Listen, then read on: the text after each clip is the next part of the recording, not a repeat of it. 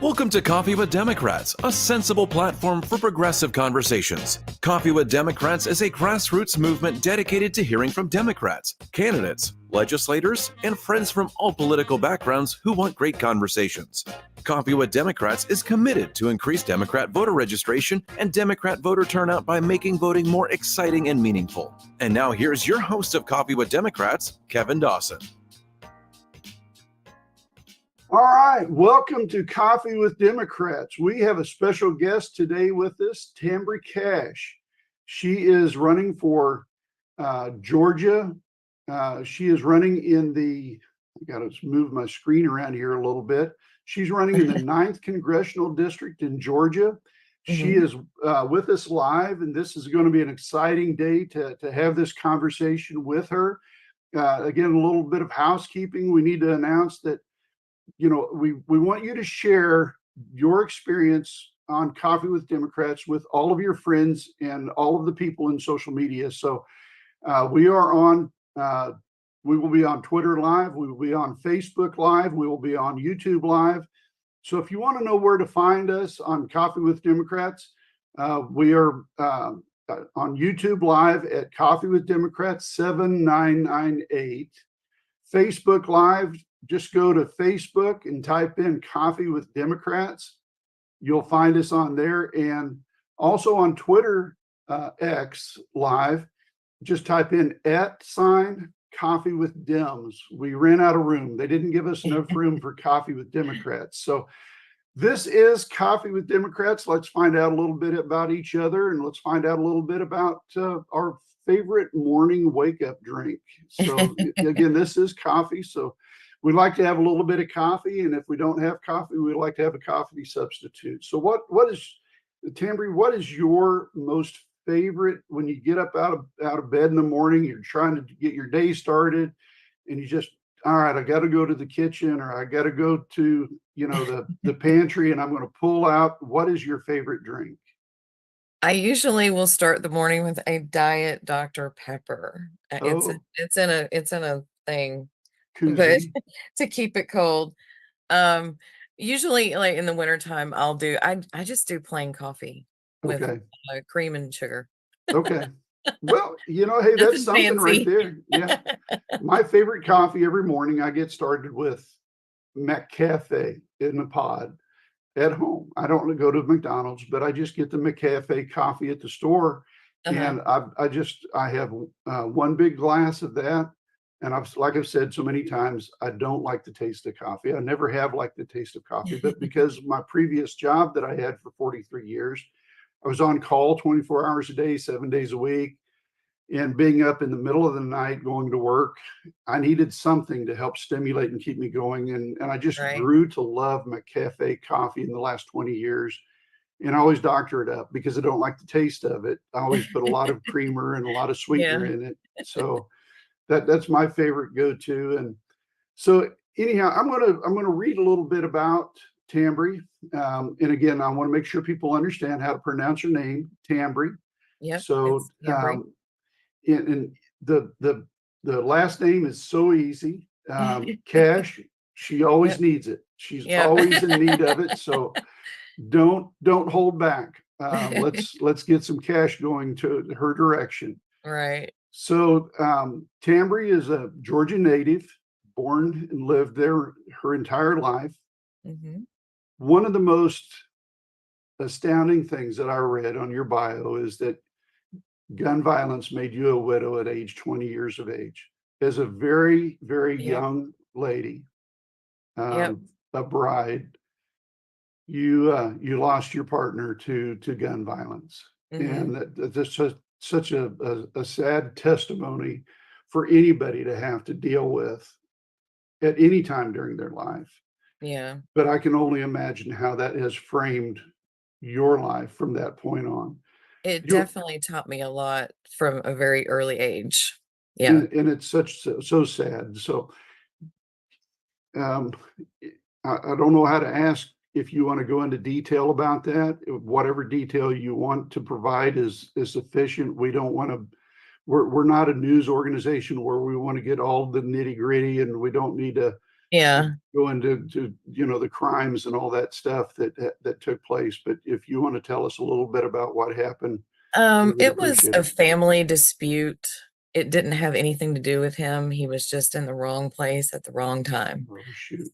So yeah, they were targeting his father. Oh, So yeah, it was tragic because he was only 22. And it was actually 2 days before my 19th, or 2 days before my 20th birthday. So I was technically only 19. oh my goodness. Yeah. From that point, you have become a mom of 3. Mm-hmm. One of them is biological and 2 through love, which I Yeah. love the way you say that, because I have 8 grandchildren and 3 are through love. Yeah. And that is such a wonderful statement. Well, my current partner, he had 2 kids when we got together, and I raised them for almost 11 years now. So, and they both graduated high school last May. Right. And that was when I made the bold decision to run for Congress. Because I guess I was done. It's not that you're ever done as a parent, but Right. I'm sort of done. Empty nester. Yeah. And said that they graduated. One just started college and the other one enlisted in the Marine Corps. Yeah, and he ended up having to come home for medical reasons. That happens. But I think he's thinking about re-enlisting in the Air Force. You So know what? With all the people in my family that are in the yeah, Air Force, I yeah, think it's a great place to go. I think yeah, it's, yeah, yeah. I don't want to diminish anybody's desire to serve our nation. And right. if they can do it through the Air Force, that's probably one of the best Well, it's places. what he's wanted to do since he was little. Right. And he just had to get a medical clearance for something. So he's still, he's still only 18. So he's still thinking, okay, what am I going, which direction to go? Because he can't decide whether he wants to go back into the Marines, the Air Force, or what he wants to do, or just go on into college. So he's still working that out. And then the other one went into college, and then the other one graduated from college at the same Oh, time as the other 2 graduated from high school. that's such a fun age, though, to be honest with you. The early Yeah. 20s and trying to develop their life. Hmm. It's such a fun age. And it's now that we are at the point in our lives, we can appreciate watching them go through what they're doing. Right. So that's fun. You started your life by going to West Central Tech. Where is that Mhm. located at? It's out in Douglasville, Georgia, west of Atlanta. Okay. So I've lived all over Georgia. one of the things when you and I we first met, we talked on the telephone, and I commented. I said, "Are you from Georgia? Because you don't have that normal Georgia." I just heard it. I just heard it for the first time. So thank you for sharing. It goes in and out. You are a former business owner of a flooring industry. Yeah. That's kind of an interesting thing. A young lady being involved in a flooring industry. Yeah. It was definitely a male-dominated field. Right, right. But And yeah, I basically would just, I was in flooring sales. So, but I had my own company doing it. and that contrasts to what you went to school for, which was in the medical field. Right. Yeah. So Um, the thing is where I was at in Douglasville, it was pretty much you couldn't get a job in the medical field unless somebody died. right. So I did move down to Florida to try to get into the medical field. And I lasted about 3 months down there. And I was like, no, coming back home. Yeah, there's nothing like, there's so many songs about the Florida Georgia line, Yeah. but there's such a dichotomy, there it's almost like you've got that southern hospitality in Georgia, but you cross over into Florida and you've got a different take on life altogether. And I Yeah. think that maybe has to do with the number of people that come from New England to Florida for Yeah. vacationing and retirement. Yeah. and so that may Well, have and some, there's, you know, there's a large retirement community down in Florida, and at the time I was young. yeah, And so the town that I was in Sarasota, and the median age down there was 65. right, right. So that had to do with it too, but also it was just so hot. Whew, I thought Yeah, it was hot up here. It's way hotter down there. right. Oh my goodness, yeah. It and it the what we always think the further south you go into the tropics. That Yeah, doesn't include Florida. right. You have to go further south to get into the tropics. Yeah. So let's talk a little bit about Tambrie and a little bit more about what you are involved in. Let's talk. You know, we've got four basic things to talk about. We're going to try to wrap this up about 11 o'clock your time, 10 o'clock my time. Okay. So let's talk a little bit about your platform and Okay. what you're basing your race on. So, because this is kind of the most important thing why people come on Coffee with Democrats. They want to know about the candidate and why they're running. Well, okay. So my platform is long because there's so many issues. I think that the most important issues for this election are going to be women's rights Thank you very much. and our democracy.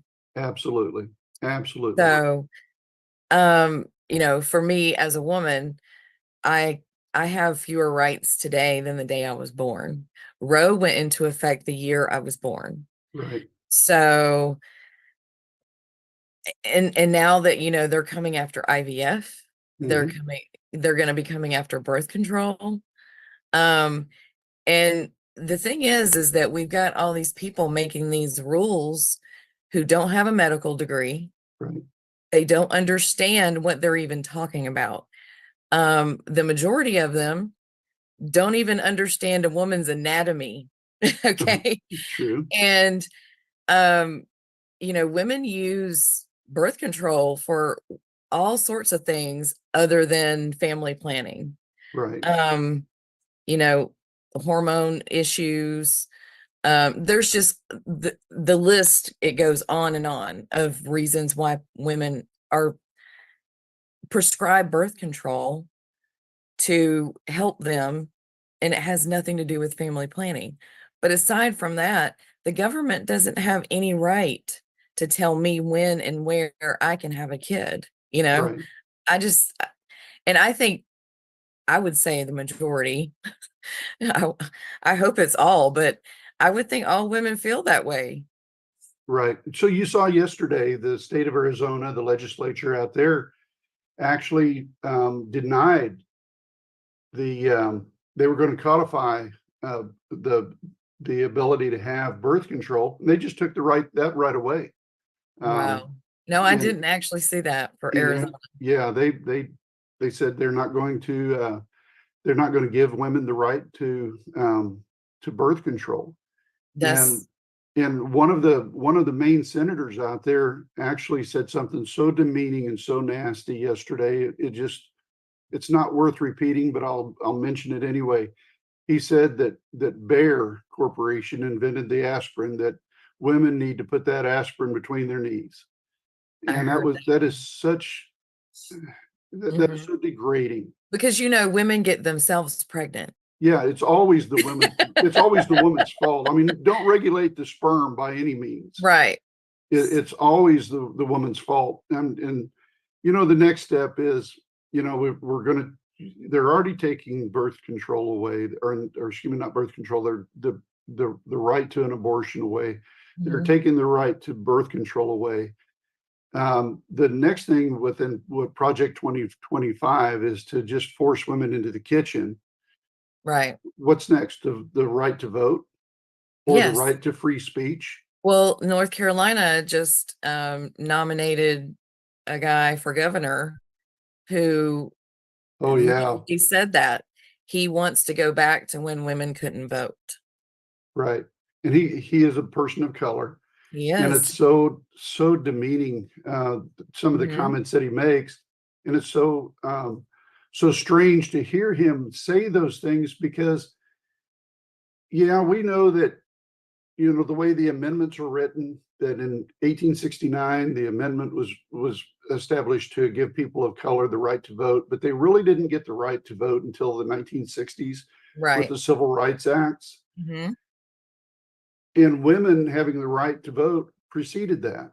Right. So it's kind of strange how he's trying to put things together in I his don't own understand mind. it because, that'll be next. Sure, absolutely. Just saying. And we're hearing a lot of people talk about interracial marriage. Hmm. So And how is Clarence Thomas going to justify that one? because he doesn't identify as Black, Yeah. that's the only thing that I'm guessing is taking place is Rules for thee, but not for me. there you go. There you go. So we talked a lot about, you know, your platforms. Georgia has kind of the same situation that you have going on in Georgia, the same thing that we have going on here.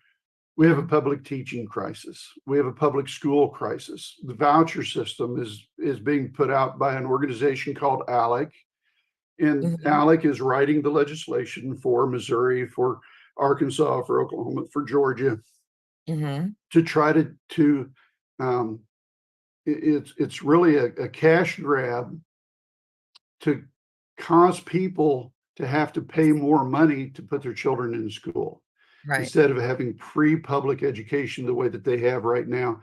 And this goes back to my take on it is we can look at, and again, I want to give you more opportunity to talk. I don't apologize for taking your time in No, it's this, okay. but we saw in the 1970s up to 1970, college degree work was mostly free. Until Mhm. you got to the doctorate level, then you had to pay a little bit out of, you know, and had to get some student loans and things. But really, student loans didn't take place until after 1970. Right. Up until then, education was free until they realized that people of color started Mhm. utilizing that opportunity. And then it was like, no, if people of color are going to have to come in, we're going to have to raise the cost so that Right. nobody can go. And I see the same thing happening now. Yes.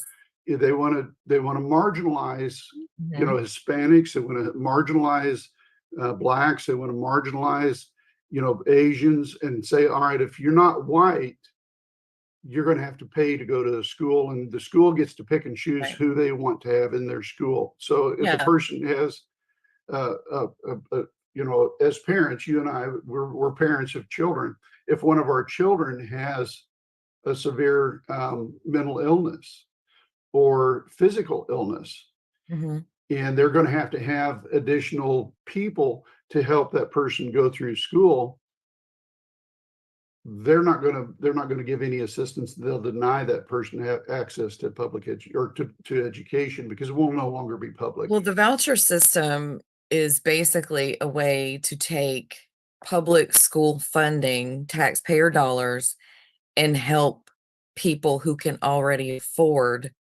private school. Right, right, And people who can't afford private school are going to be left with the crumbs. And so no, I don't think that's right.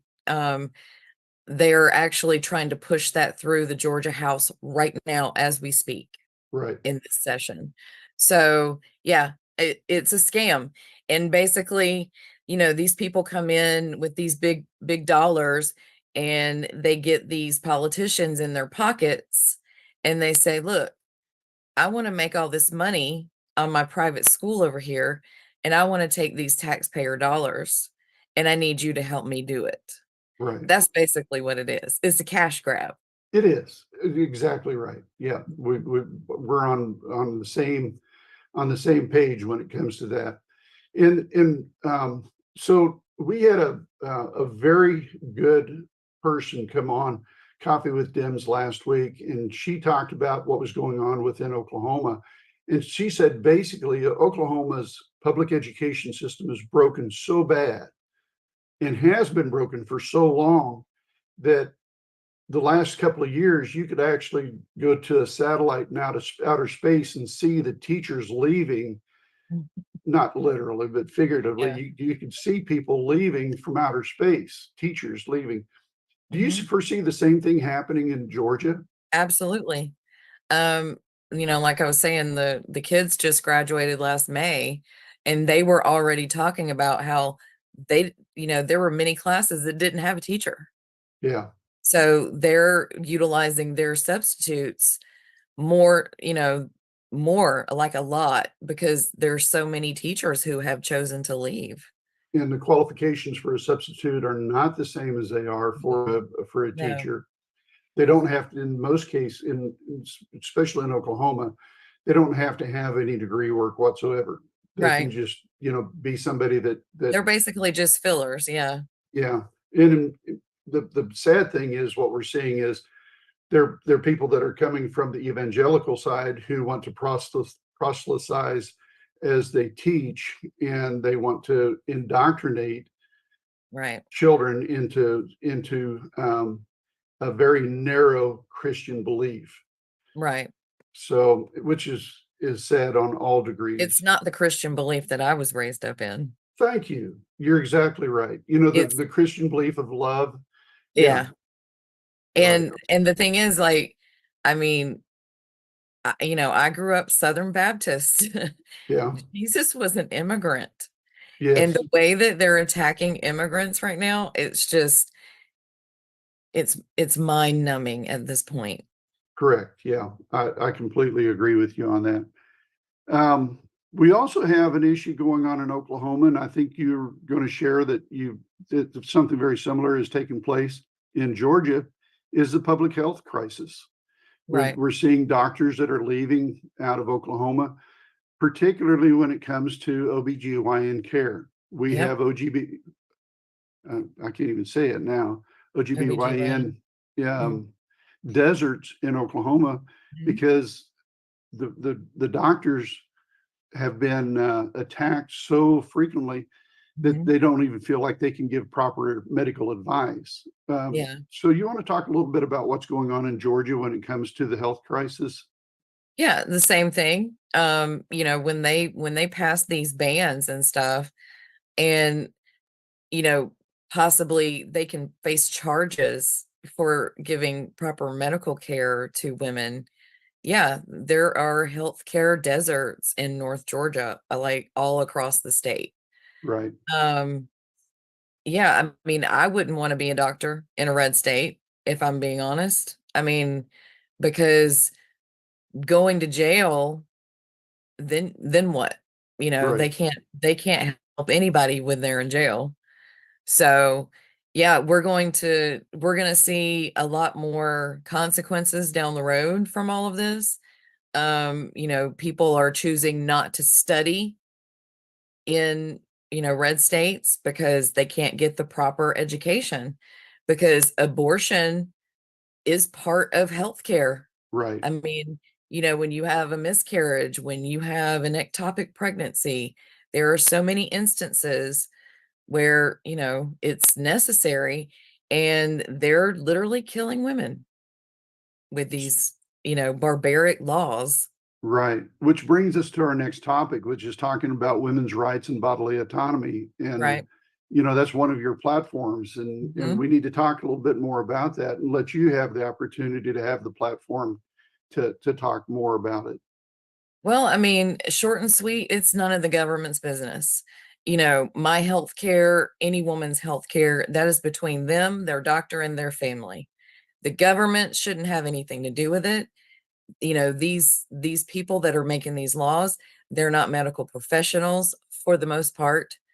Um, and like I said, half of them don't even understand women's anatomy, much less complicated healthcare issues when it Right. comes to, miscarriage, ectopic pregnancy, all sorts of, conditions. I'm not a doctor either, but I know more than a lot of these politicians do that are making laws about my body. But again, you did go to school at West Mhm. Central Tech in the Yeah. medical field. Mhm. So, the very basics that you had to have had some knowledge of is anatomy Yeah. and Well, I also I own the anatomy, so True that. I know I know a lot more than most of those guys sitting up there making rules about it. Right. So that you're exactly right. When it comes to, women's rights, you know, my generation, I saw my generation at a very young age struggling and seeing, women that protested so hard Mhm. on the streets, at the Yeah. courthouse, and at the state house, and at the Capitol in Washington D.C. And they're making Yeah. these marches for women's rights and Mhm. equality. Those were, the fundamentals that I saw that women were struggling with in the 1960s. Mhm. And it really came about. And the sad thing about this, we also saw the majority of the Christian churches start believing and actually advocating for women's bodily autonomy in the 1960s and 1970s, Mhm. because it wasn't just, racial equality that people were asking for in the 60s. It Right. was also bodily autonomy. Mhm. And we saw that all of those marches taking place in the 60s and 70s, and it was, people would call them radical, but those beliefs established one of the fundamental laws, Roe v. Wade, Mhm. and it was celebrated as the law of the land, with the Right. exception of a very small group of people in the religious sects that really started, as a pebble of sand, but they kept growing and growing to the point where, you know, um, it's I now. think it was Jerry Falwell that started all of that. Yes. And where is Jerry Falwell from? Oklahoma? No, no. I don't No, know I where he's won't. from. I digress. I won't even go there. That, yeah, I'll say probably from hell, but that wouldn't be appropriate either. Well, let's talk just a little bit. We got about 10 minutes left here.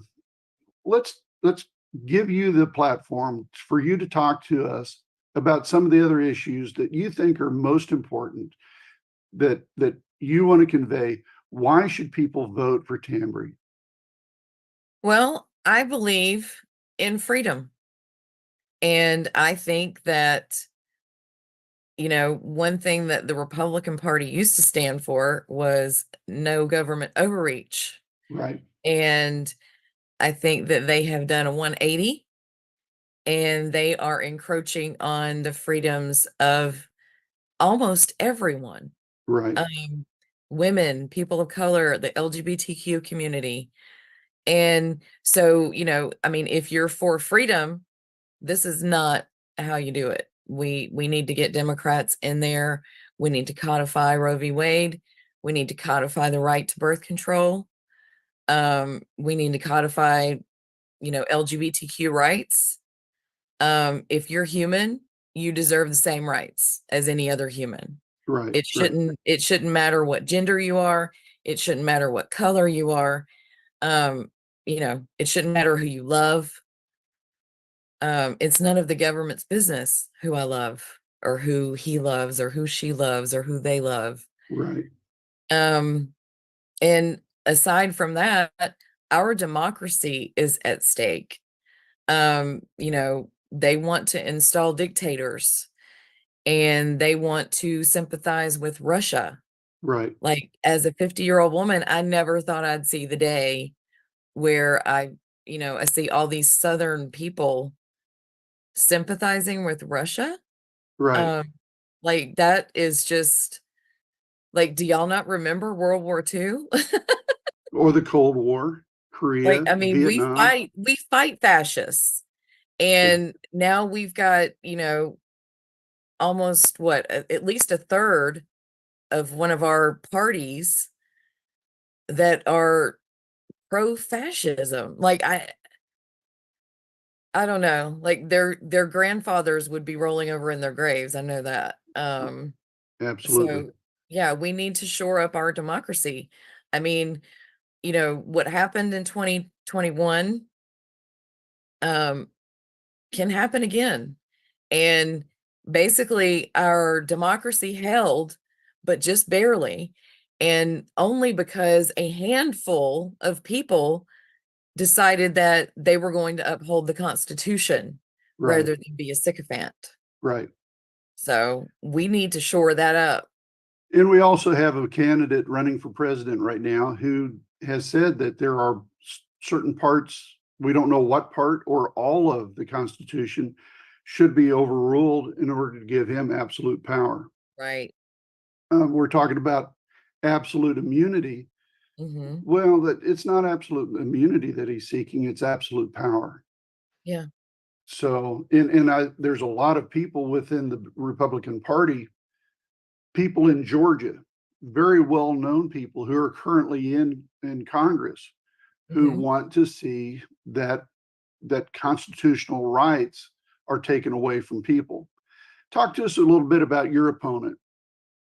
We don't have to name him, but we talked on the phone, you and I did, and we talked earlier about your opponent and some of the craziness that we see from this Yeah. person. Well, I was running against a really loud Republican, and now I'm running against one that has a much smaller reach, no megaphone, but silent but dangerous. Right.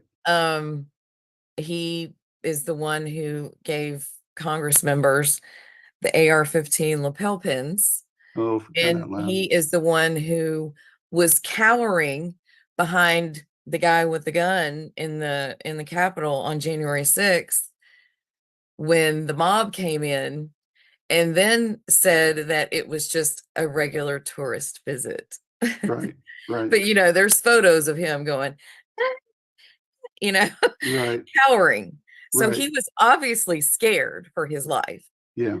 And probably because he's not as recognizable as some members, and he might have gotten, caught up in the mix if, Right. they didn't know who he was. So, yeah, we got to get the extremists out of government. We've got to get them, we have to, as the American people, stand up and decidedly shut them down. Right.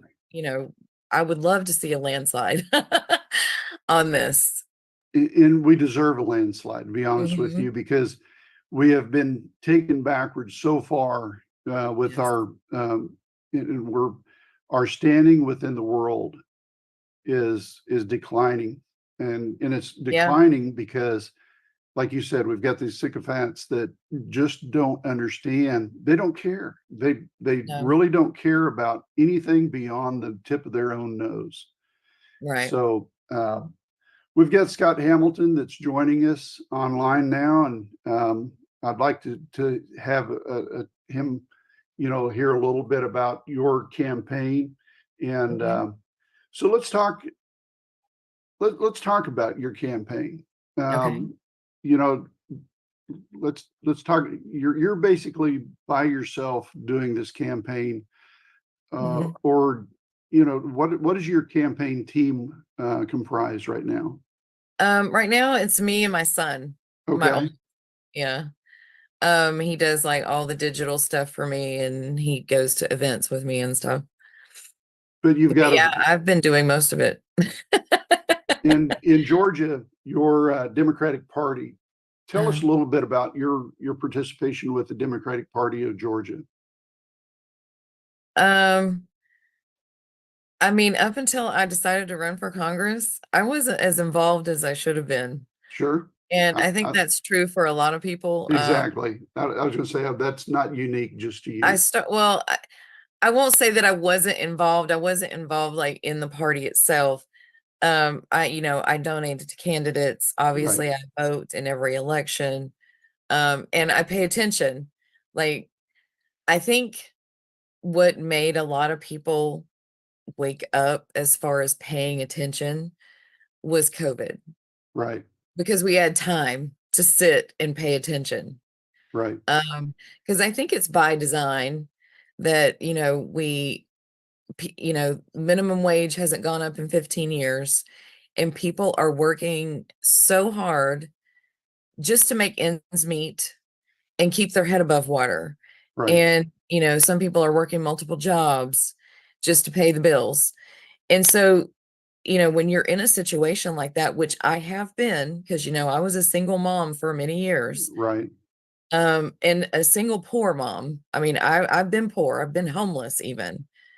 And you are so busy trying to survive that you don't have time to pay attention to politics. Right. And the goal for me is to try to get people to understand that whether you have time or not, you need to pay attention to this, because politics affects everything in our lives, even time. Look at daylight savings time. Right. Politics affects everything, like literally everything.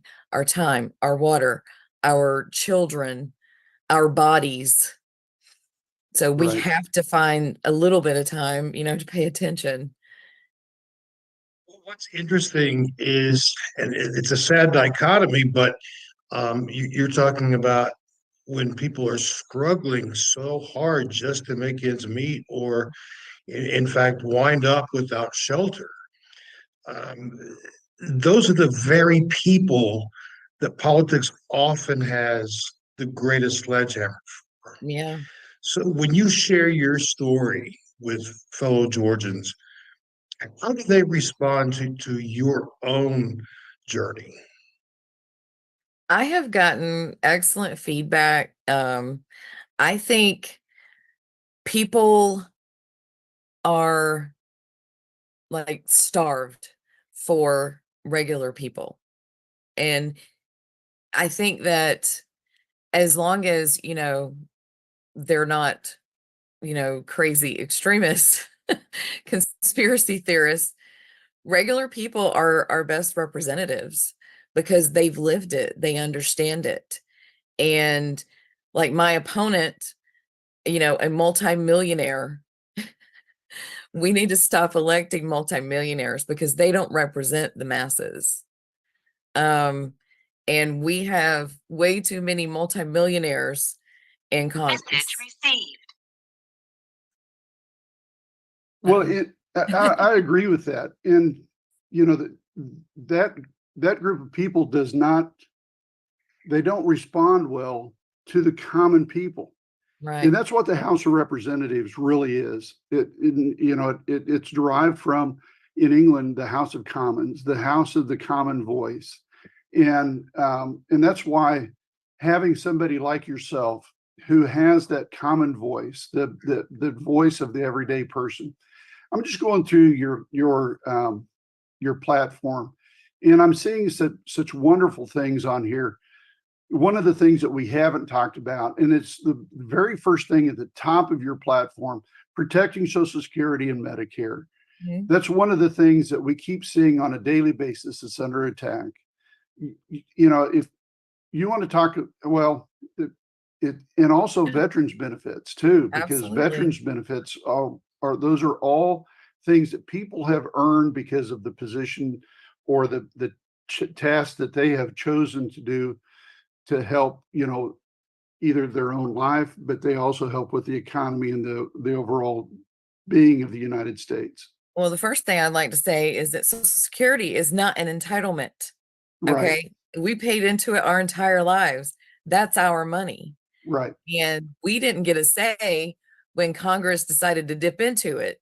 Right. And now they don't want to pay it back. Right. I mean, Social Security wouldn't be struggling had Congress not dipped into it. Yeah, It was, exactly. self-sufficient. And secondly, Mr. Trump just did an interview where he has said now that he wants to cut it. Right. So, if you value your Social Security or, the hope that you might get it one day, I suggest you vote Democrat. Right. And particularly cash for Georgia. Yes. So, I mean, that's where we want to start right there. That we've talked about reproductive rights. We've talked about gun freedom. These are all things directly off of your platform that's on your website. Yes. Protecting our environment. You and I talked earlier about, some of the things that we see within our weather. And one of the things that you talked about is that has changed is our jet stream. Right.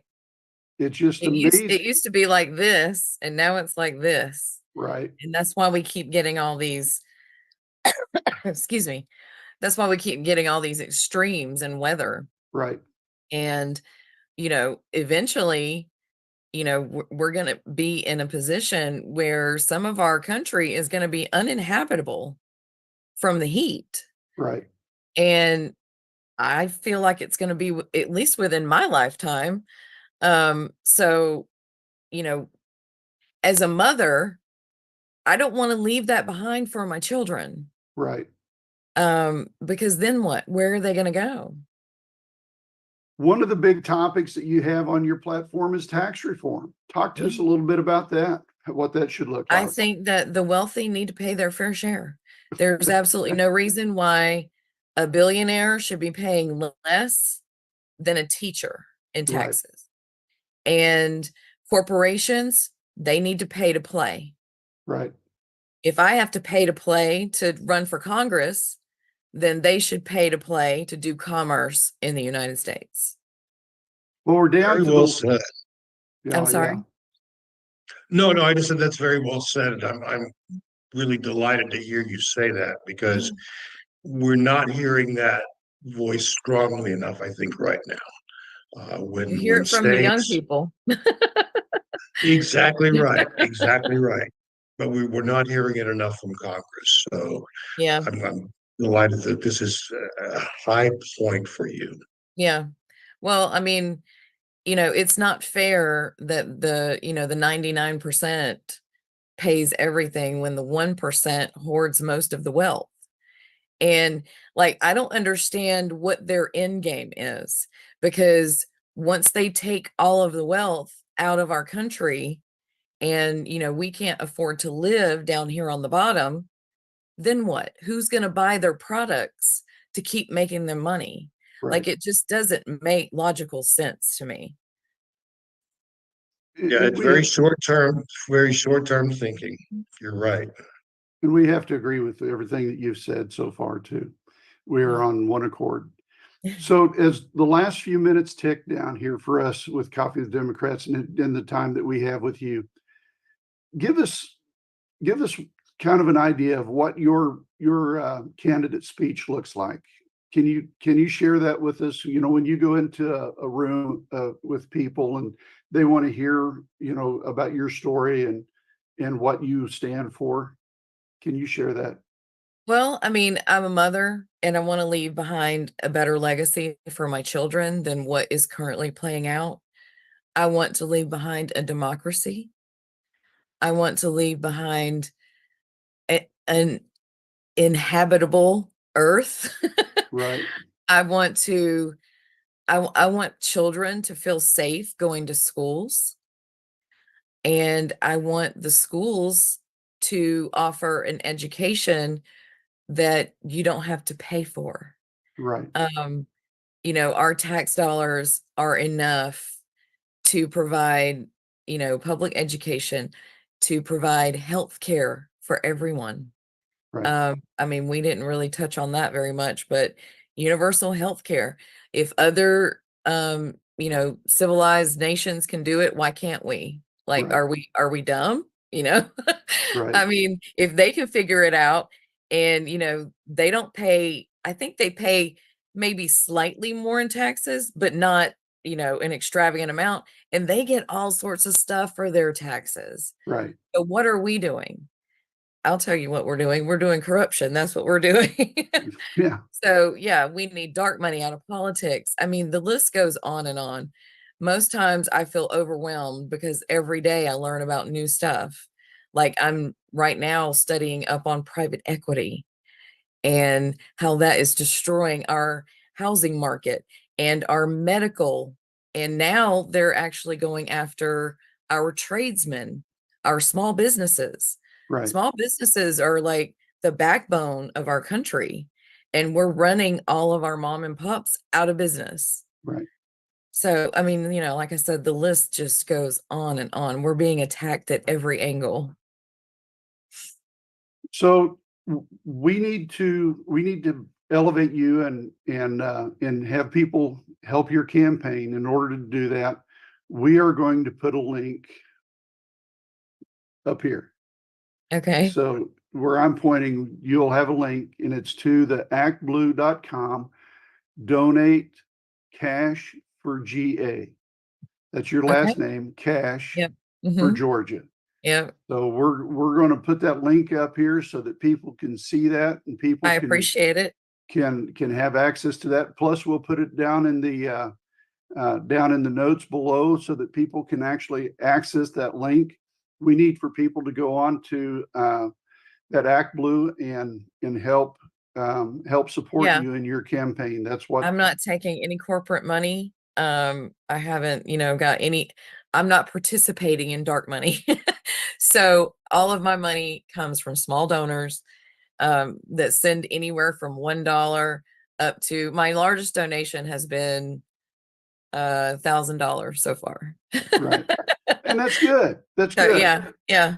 That's good because it takes people from all Mhm. backgrounds and all socioeconomic places to be able Exactly. to support your campaign, and that's what we're asking people to do. If And all they've got you can enough, give is they've got enough millionaires and lawyers up there in Washington. right, They need some regular people. and that's what we love about this. That's what Coffee with Democrats. That's our fundamentals is grassroots. Mhm. We are a grassroots organization, and we want to help other people with their grassroots organizations as well. Good. So we want people, again, it's go to secure.actblue.com, donate cash for Georgia, and support Tambrie because she is an exceptional candidate. Then we want everybody to know about you, and we want everybody to be able to vote. And it goes back to, I make a closing remark on these, and I'm going to start with a new one today. Okay. I will support and promote Democrats.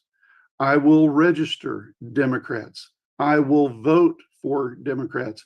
I will elect Democrats. That's our pledge as a Democrat. We have to be able to have other people do the same thing. And sometimes it comes to, that financial contribution. And that's what we need for people to understand. We need to be able to do that from a grassroots level, especially for people who are not taking corporate money. So thank you so much for I being just on. want to add one quick piece. When we encourage people to donate to you, Mhm. what we're really offering them is an opportunity to invest in themselves, Right. in their own community, in their own values. So it's not just a contribution to win your election.